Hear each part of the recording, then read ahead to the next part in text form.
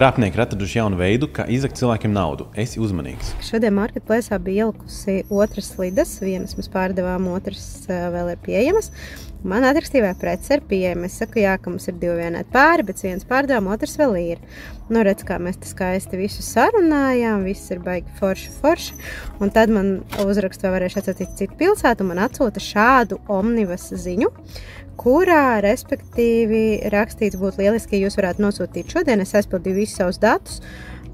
Formā jums jānorāda savējo. Nu, viņš uzrakst, un viņi, vai kas, vai viņš, nezinu, uzraksties, izveidoja sūtījumu veicu apmaksu, kad jūs varēsiet to nosūtīt. Un tālāk, mēs atveram šo omnivu, nu, es jums tādu parādu, lai jūs neuzķeraties. Mēs atveram šo omnivu, un šeit mēs, nu, varam ievadīt vienalga, ko tur, es nezinu, brīvības gata, vai, jā, nu, vienalga, jā. Un tas, ko mums tālāk prasa, pirms liekam turpināt, jā, mums prasa maksājuma ieskaitīšanā ir jāliek kartes numurs. Summa 10 nauda tiks atmaksāta pēc identifikācijas. Nu, ko mēs saprotam, ka tas ir apčakarējiens, tātad mēs tuliņ ievadīsim savus kartes datus un pazaudēsim naudiņu. Un tad es skaidri uzrakstīju, ka tas vispār krimināli sodāms darbības. Un uzrakstīja, ka pēc tam nauda tiks pārskaitīts jūsu kartes piesaistīto kontu. Nu, kā jums liekas, tas ir ticami? Šo video man pārsūtīja Elīna Nagle, sadarbības partnere, kas nodarbojas ar sociālo tīklu apkalpošanu.